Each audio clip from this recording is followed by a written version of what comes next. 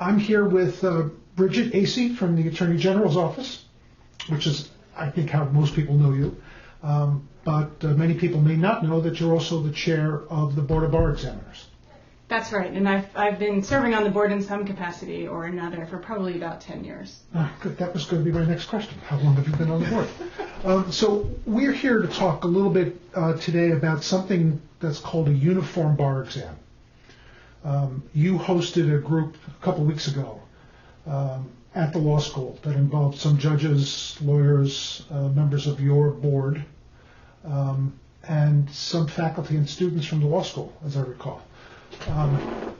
So before we get into that specifically, let's go through the Board of Bar Examiners. How is it made up? How do you get appointed to it? How does that all work?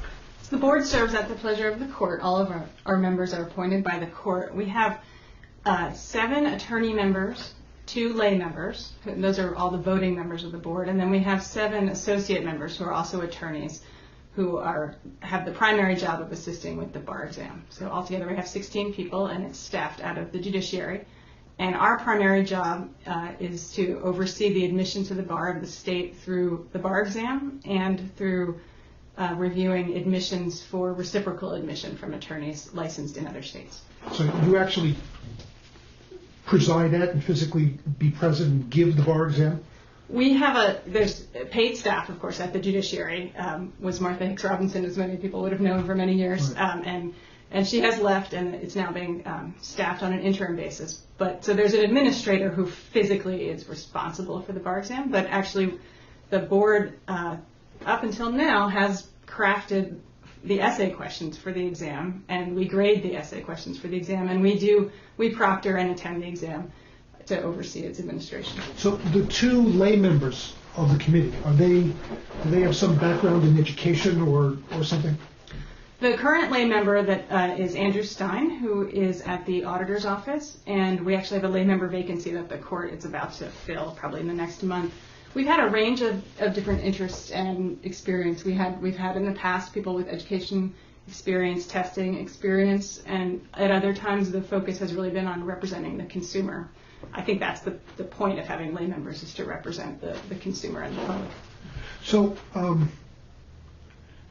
describe what the bar exam looks like nowadays for those people who want to block it out of their minds. Right. It's still a 2-day exam, and you said something about grading the essay portion of the exam. So what's the other portion?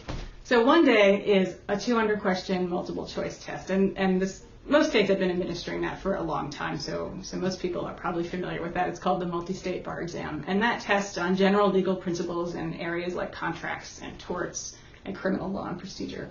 The other day that we administer, like many states, is an essay exam. We have 6 essays. 2 are practice tests, which is a product that we actually purchase from an organization called the National Conference for Bar Examiners. That we may talk about them in a minute. And the other 4 are essays that specifically test Vermont law, and those are the essays that the Board of Bar Examiners develops, and then at the end of the exam, we grade all of the essays. So we actually grade those practice test answers and the 4 Vermont essays. Go over again the 2 practice tests that you say you purchased from the National Conference of Bar Examiners. What does that mean?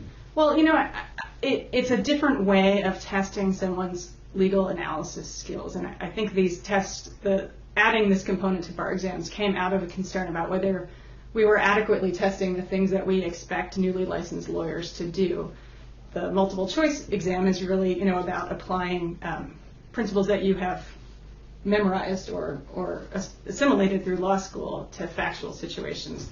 These practice tests give someone a library of materials. It's more like what a real-life lawyer might do with a client. That someone would walk in and you'd get a set of facts, and you might get, you might know some case law in that jurisdiction, and you're trying to put those things together and do a specific legal task. It could be a memo to a senior partner. It could be the outline of a deposition. It could be the closing argument in a trial. But that's the idea, that you're expecting them to draw on a library of materials that you've provided and apply some legal principles to some facts right there in the moment. So, and the other 4 that you actually draft are different. They're formatted differently than those 2. The other 4 look more like the kinds of questions that you might remember from law school, a hypothetical fact situation and 2 or 3 questions about the law and how it applies.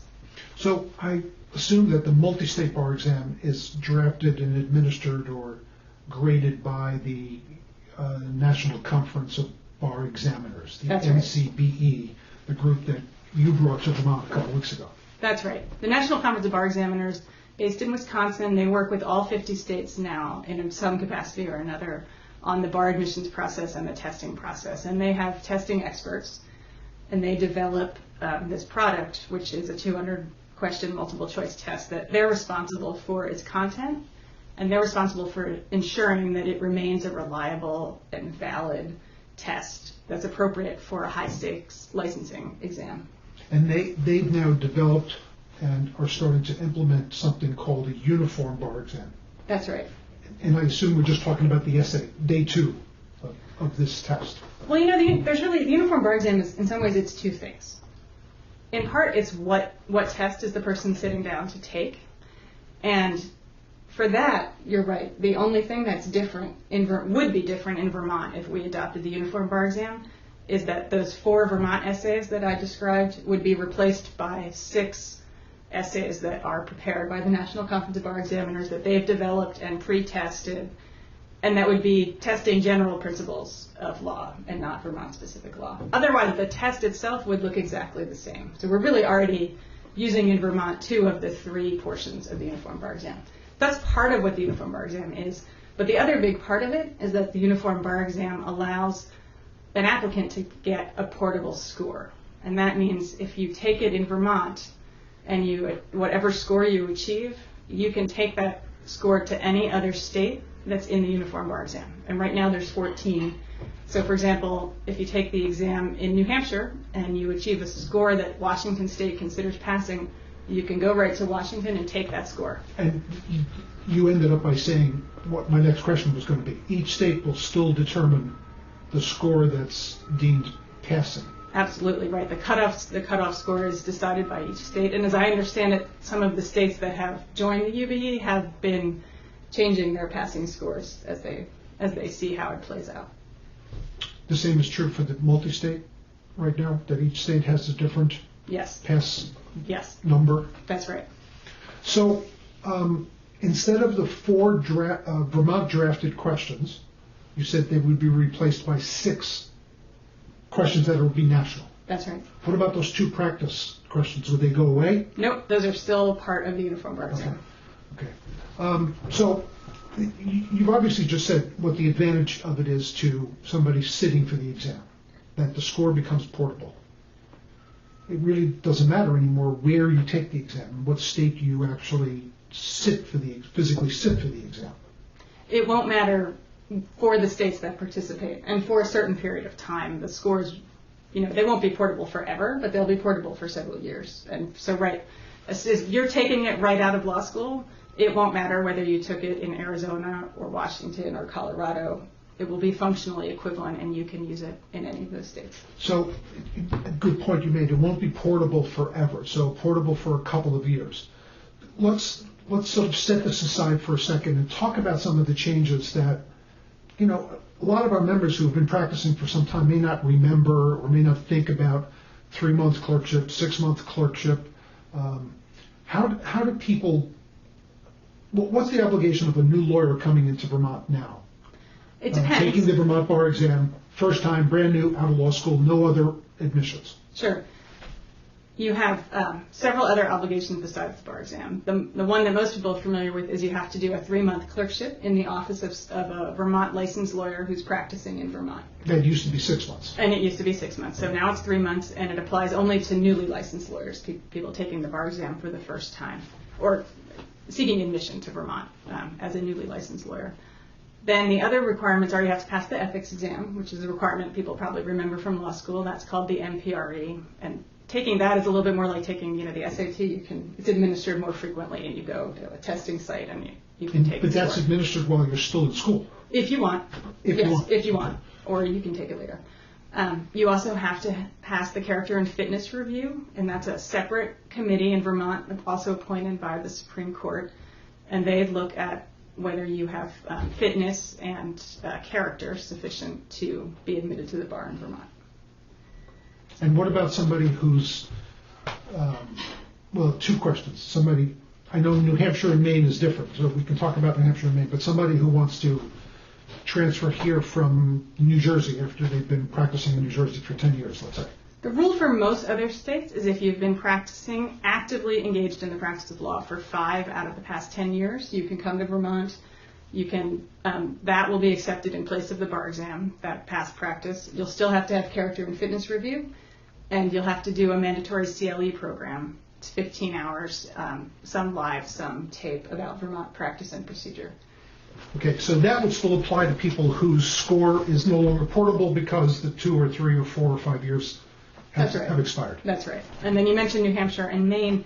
Really, at this point, the only difference for New Hampshire and Maine is that if you've been practicing 3 years preceding your request to Vermont, then you can be admitted in Vermont.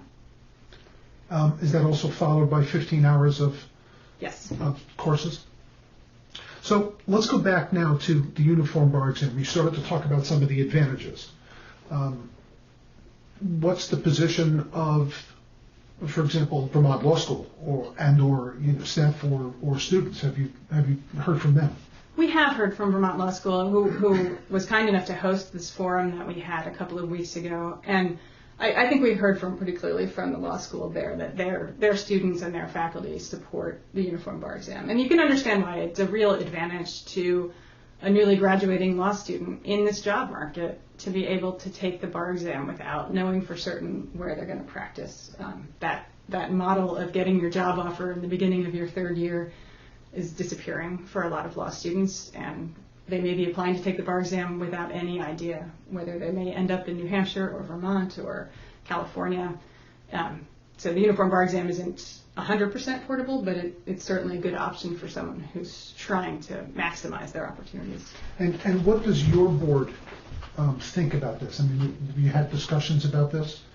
Our board is starting our discussions, and that's where we are. That was the forum was the kickoff of our discussion, and we tried to engage a broad cross-section of stakeholders to come to the forum to hear from the National Conference of Bar Examiners about what the test would look like and what they see as the advantages.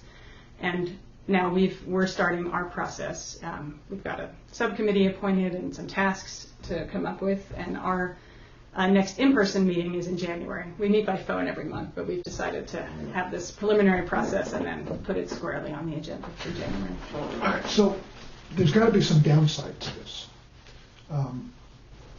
I can think of one to ask you about, but what do you see any negatives to Vermont moving into a uniform testing system?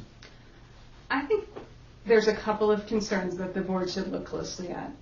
First of all, of course, the board's main concern, our main charge from the court is to make sure that we're administering a bar exam that's fair and that is an adequate test of someone's minimum competence to practice law. The NCB has a lot of advantages in putting together a test because they have more staff and they're able to do things like pre-test and test development that a small state like Vermont isn't able to do. But we still have to answer the question, is a bar exam that does not test any specific Vermont law enough of a requirement for entry to really ensure that a newly licensed lawyer in Vermont is minimally competent to practice law. So that question about what do you do about knowledge of Vermont law is going to be high on the board's agenda. And other states are dealing with that in ways other than the bar exam at this point. So some states have online courses, some states have online tests, some states have in-person CLE requirements. These are all things that you could add on to the bar exam to ensure some knowledge of the law. Something similar to that 15-hour course for somebody waiving in to follow passage of this test. Right. So that's one big question that you have to ask. And then I think another question that's fair to ask is,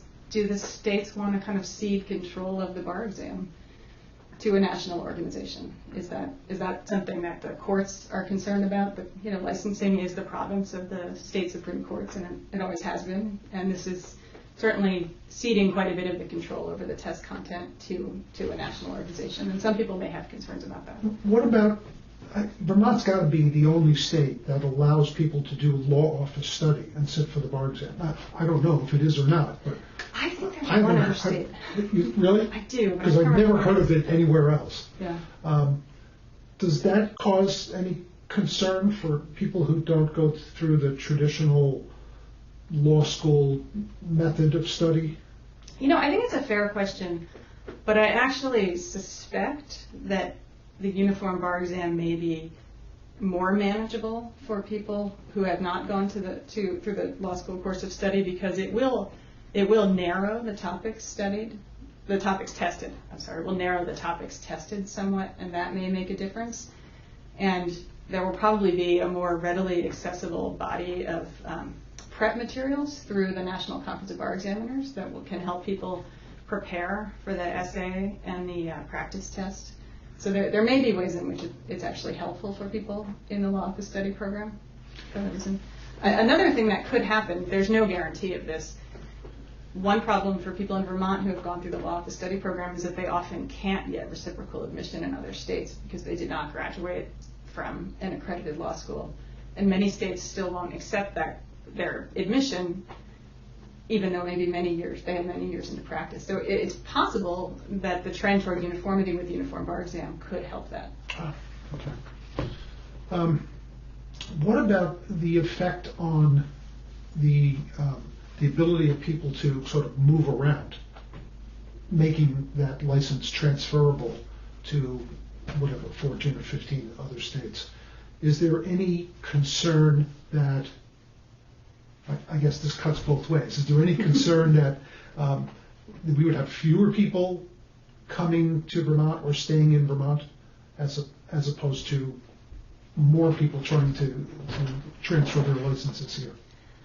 That's a question that came up at the forum, and I think it's certainly something that the board will take a look at.